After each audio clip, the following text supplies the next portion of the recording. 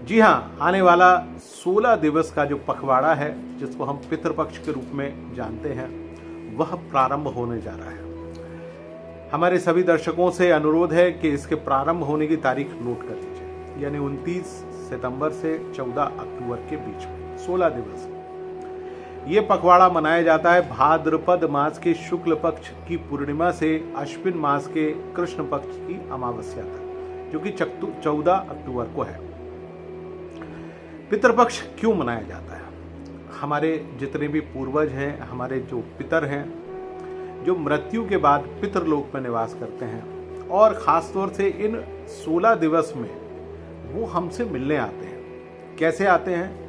हमारे ग्रंथों में, हमारे पुराणों में ये कहा गया है कि पृथ्वी लोक से सबसे ज्यादा नजदीक इन 16 दिवस के पखवाड़े में पितृलोक होता है, जहां हर मनुष्य के पूर्वज निवास करते हैं जिनका पुनर्जन्म नहीं हुआ है। तो वो सारे लोग अपने रिश्तेदारों से, अपने बच्चों से, अपने नातेदारों से भेंट करने आते हैं, और वो चाहते हैं कि उनके निमित्त कुछ पूजा पाठ किया जाए।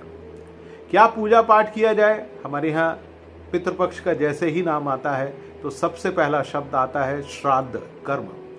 श्राद्ध कर्म का क्या तात्पर्य होता है? श्राद्ध कर्म का तात्पर्य होता है श्रद्धा के द्वारा किया जाने वाला कर्म। इसमें क्या क्या शामिल है? इसमें तर्पण है, इसमें पिंडदान है, इसमें ब्राह्मण भोज है, और इसके अलावा इसमें कुछ जीवों को भी भोजन कराया जाता है। जिनमें कौन कौन से जीव होते हैं?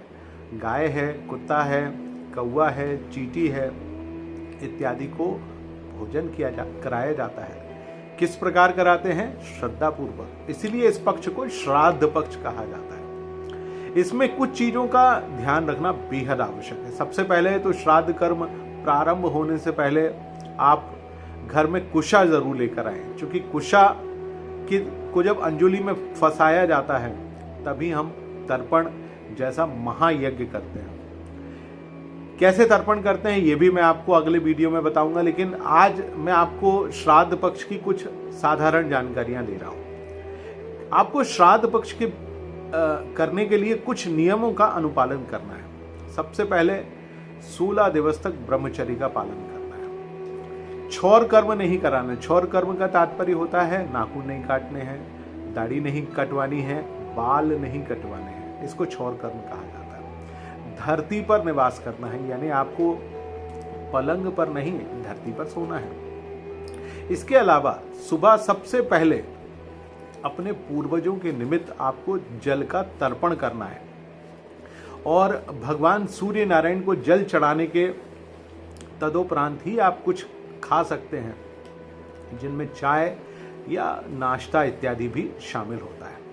तो सभी दर्शक इस बात का बखूबी ध्यान रखें कि पहले तर्पण करें, भगवान सूर्य को जल चढ़ाएं, तदोपरांत ही नाश्ता या चाय इत्यादि आप सेवन कर सकते हैं। जल आप पी सकते हैं, जल पीने में कोई आपत्ति नहीं है। तर्पण करने के उपरांत आपको किसी योग्य ब्राह्मण को बुलाना है, अपने घर आमंत्रित करिए। ऐसा माना जाता है कि ब्राह्मणों के माध्यम से हमारे जितने भी पितर हैं, जो हमारे पूर्वज हैं, वो भोजन इत्यादि को ग्रहण करते हैं। साथ ही साथ जैसा मैंने आपको पूर्व में बताया, आपको भोजन बनाते समय कुछ चीज़ें निकालनी हैं। सबसे पहले एक हिस्सा काग यानी कौवे के लिए, एक हिस्सा चींटियों के लिए, एक हिस्सा गाय के लिए, एक हिस्सा कुत्ते के लिए आप जरूर निकालिएगा। पितृपक्ष में क्या ना खरीदें, ध्यान रखिए। पितृपक्ष में नए वस्त्र केवल और केवल जो कि आपको ब्राह्मणों को दान देना है उनके लिए ही आप खरीदिएगा। किसी भी सूरत में कोई नया वस्त्र या स्वर्ण, चांदी, बर्तन, भवन इत्यादि खरीदना वर्जित माना जाता है, क्योंकि ये पक्ष आपके पितरों को याद करने का पक्ष है। क्योंकि इसके बाद जब शुक्ल पक्ष की प्रतिपदा प्रारंभ होगी, यानी नव दुर्गा प्रारंभ होगी, आप सब कुछ कर सकते हैं। तो ये 15 दिन का पखवाड़ा एक प्रकार से पितरों के प्रति आदर, अंजलि देने का पखवाड़ा माना गया है। तो क्या क्या चीज़ें वर्जित हैं इसका ध्यान रखिए।